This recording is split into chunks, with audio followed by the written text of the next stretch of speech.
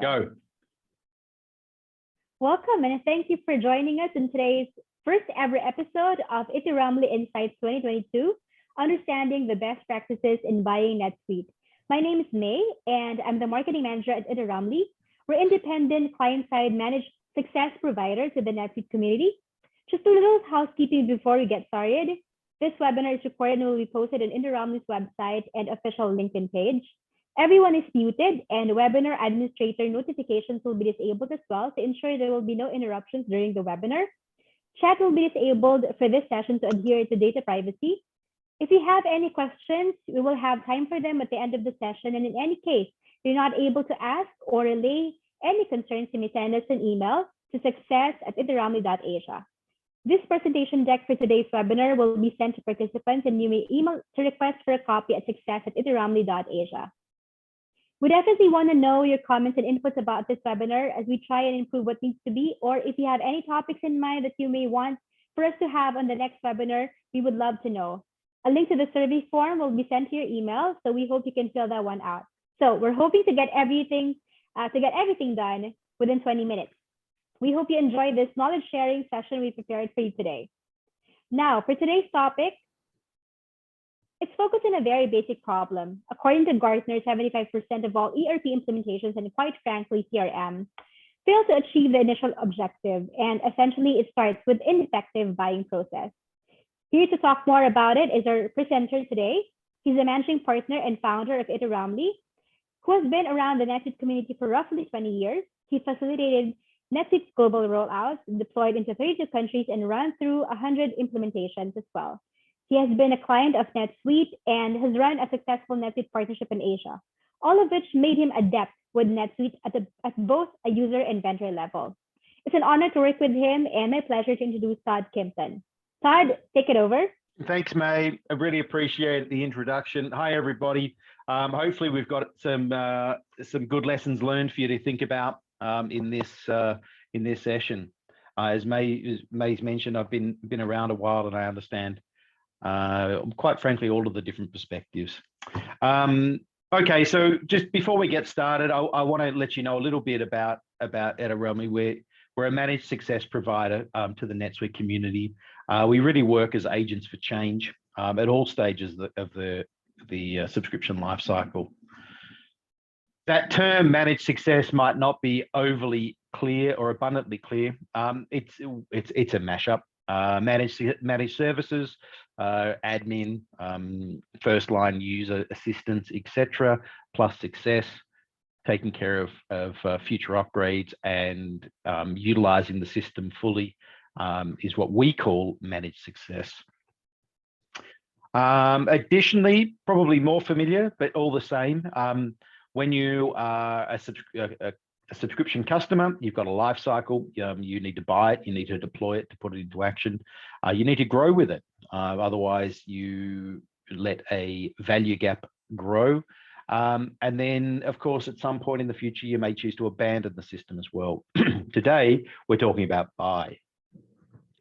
Okay, so from a team perspective, we service roughly 650 users spread across 32 countries. Employed by 62 odd subsidiaries. We're a team of 10. We're based out of Asia, but we have clients all over the world with proprietary tools, as well as plenty of experience. Excuse me. Okay, today we are talking about buying lessons learned. Okay, let's get stuck into it. Validating the solution. Of all of the lessons learned over the years, this is without a doubt the biggest. This is the one that brings the project team the biggest grief. I thought the system could do this. Why can't such an expensive system not do that? This comes back to validating the solution, and it's really important. The best things that you can do in this is to take these three key actions to heart. You want to run discovery workshops, and the adjunct to that is enablement workshops as well, whereby you're explaining the requirement clearly and your vendor is making sure that that is a supported need, okay? Ultimately, that comes down to an end-to-end prototype, whereby you've got the system in a production-ready state, whereby you've validated the bits and pieces, you've confirmed they all work together. If your vendor can pull together a solution design document at the same time, then that helps to make sure that your deployment process is going to be shortened as a result, because it's value gained. The key thing to keep in mind, regardless, is make sure you understand the limitations so you can make informed decisions.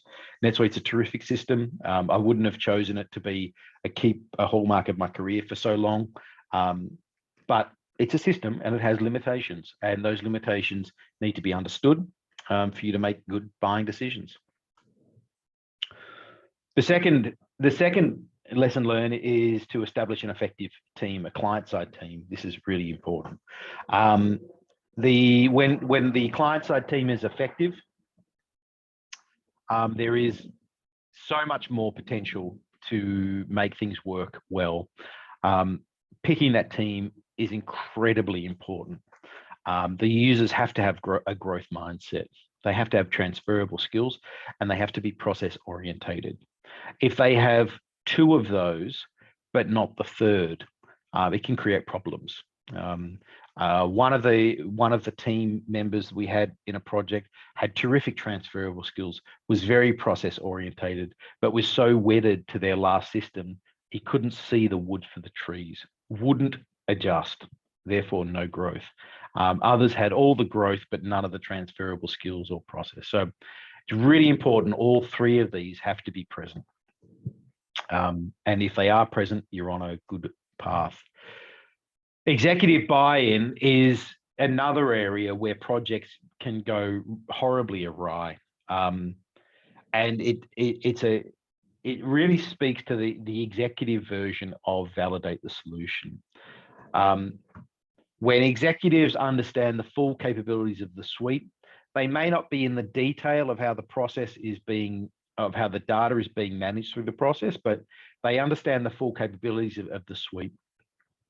And they're making a purchase decision against that with support of the key users in the client team.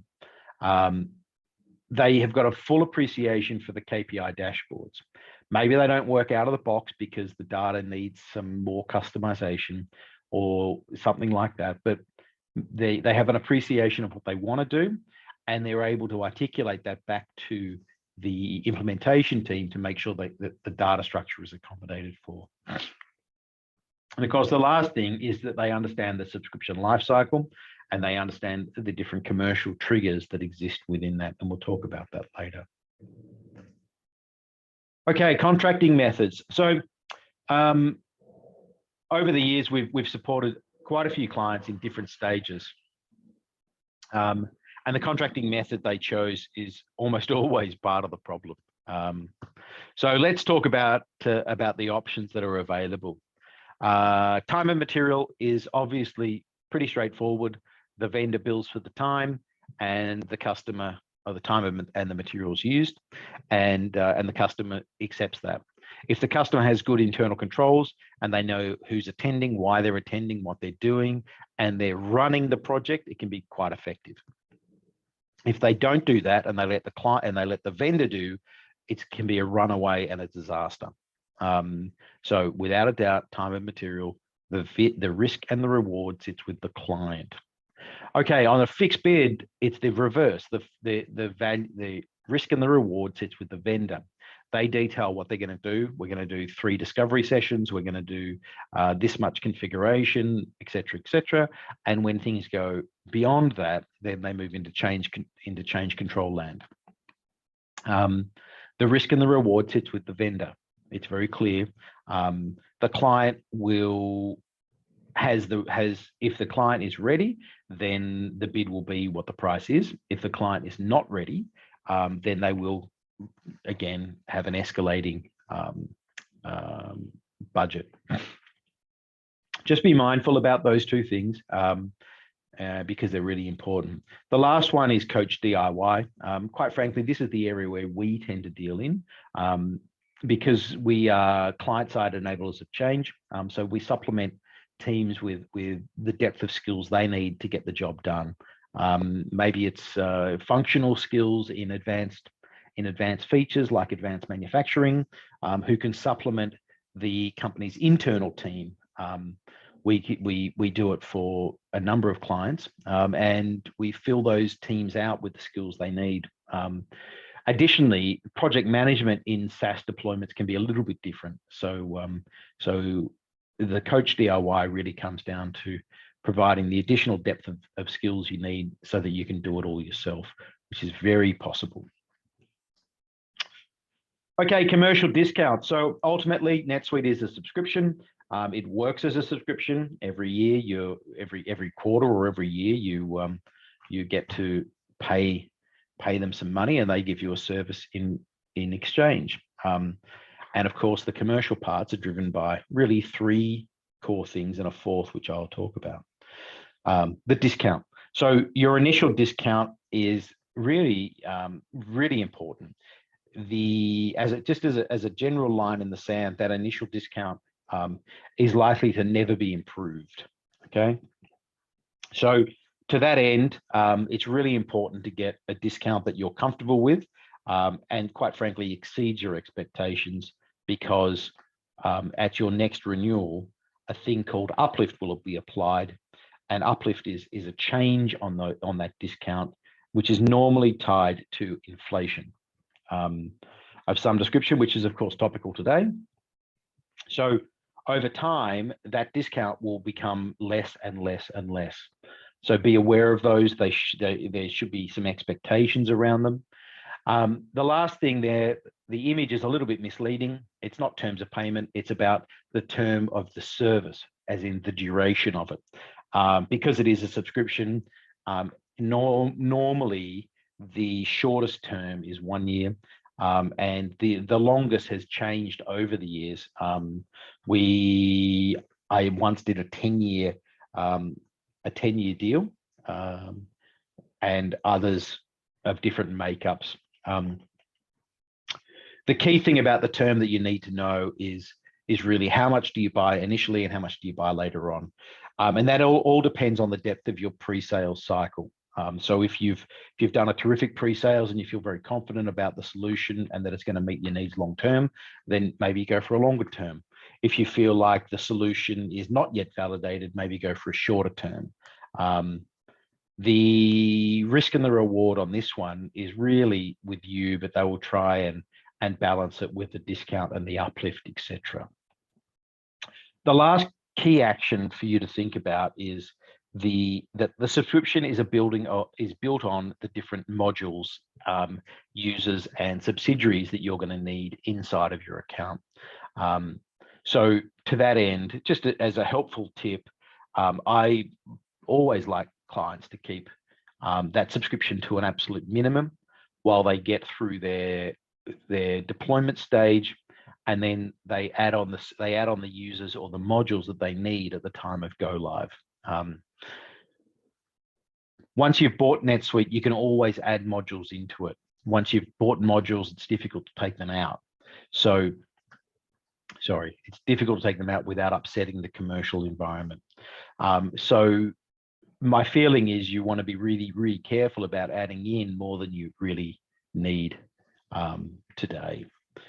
If you keep those 15 key actions in mind, you're going to be on a great path. May, I think we've got time for questions. Yes, great. Thank you for such an insightful session, Todd. We have a handful of valuable key takeaways from the session, and thanks to you. Again, Etter+Ramli is here to guide you to be able to remove the risk from your buying process. All right, we will go ahead and take some time for questions now. Just a reminder, please be sure to email us your questions or any concerns you might have at success@etterramli.asia. All right, looks like we have a few questions here. Richard Shan from Singapore asks, how do you engage in the buy stage? Do you work session by session or have subscription plans we can take a look at? Todd? Yeah, it's a great question. Thanks, Richard. Well, candidly, Richard, we do both. We can set up really the SOW for this or the engagement is really flexible. It's largely dependent on what the client needs and where they feel their risks lie. As all these things, to do our best work normally takes sort of 30 to 45 days. And yes, we do have a product that covers our best case, really what we advocate for, but appreciate that not everyone can do that. And so session by session also works as well. Yeah, that's definitely possible for those. May. All right. Another one from Megan from Illinois. Can you explain what internal delivery via coach DIY looks like? Yeah, okay, fair enough. I'm pleased you picked up on that. Thanks, Megan.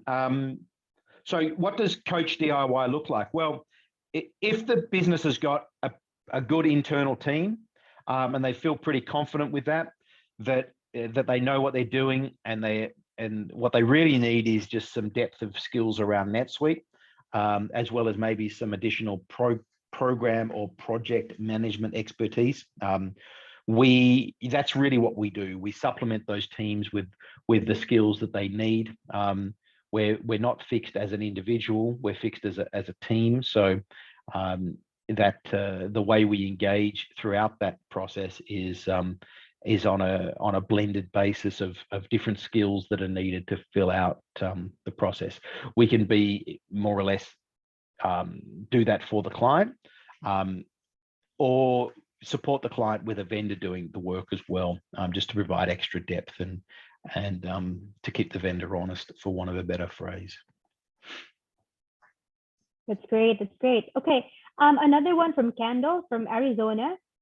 Interesting question. How do you save time and money by getting your pre-sales assistance, Todd? Yeah, okay. It's a really good question. Again, what it means is that the money spent in pre-sales is never wasted.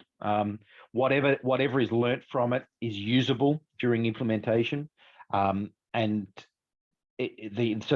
you're never really wasting money. You might be pulling that money forward, but you're not wasting it because it's usable. From a risk perspective, if during pre-sales it's validated that really the solution won't work for some kind of detailed reasoning, then you won't need to move forward with the subscription. Additionally, if you find that it is good and whatever else, then once you do buy and the system is deployed, you can move into a go live situation a lot faster, which limits your amount of subscription erosion. I'm sure you can appreciate that if you're going to pay NetSuite $100,000 a year for their subscription, and it takes you 6 months to implement, rather than say, or it takes you 3 months to implement rather than say 6 months, then you've established a material saving. So going through a buy stage really brings a lot of that thought process early, and you don't do it while the clock is ticking per se. I think we're down to final questions now, May. Exactly. We can accommodate 2 more questions here, Todd. Okay. So James from Philippines. Yeah, he's from the Philippines. How is the buy related to the deploy implementation stage? Yeah, great. It's similar to the prior question as well. The buy, of course, is what happens before you deploy it. It stands to reason. How is it useful? Well, they're complementary. If you buy effectively, you're doing a lot of the thought process, a lot of the validation, a lot of the design before you formally commit to the subscription, and therefore you're able to deploy faster and get transactional quicker, which means that, of course, you've got less erosion of your subscription. All right. We're down to the last question. David from Melbourne. Can you help us even if we've already started a discussion with a partner? Interesting question. Todd, take it away. Yeah, it's a great question, actually. So we're independent. We're not affiliated. We've got no claim or no involvement with what NetSuite term the rules of engagement. So we sit outside that universe. If at any stage you want to talk about any aspect of your buy, the sales process that's being run on you by a partner, or quite frankly by Oracle themselves, feel free to reach out. We'd be delighted to assist if we can. Fantastic. Oh, thank you, Todd. Well, that's all the time we have for now. Again, if you have any other questions, please contact us at success@etterramli.asia. Okay, that's flashed on your screen. Once you leave today's webinar, you will receive a survey link about today's webinar. We would appreciate it if you would provide your feedback and complete the form. You may download the complete recording of today's webinar at www.etterramli.asia. On behalf of Todd and Etter+Ramli, thank you for joining us today, and we will see you on our next one. Have an awesome week ahead of you. Todd? Thanks, everybody. It's been great. I hope you found it enjoyable. Bye. Bye.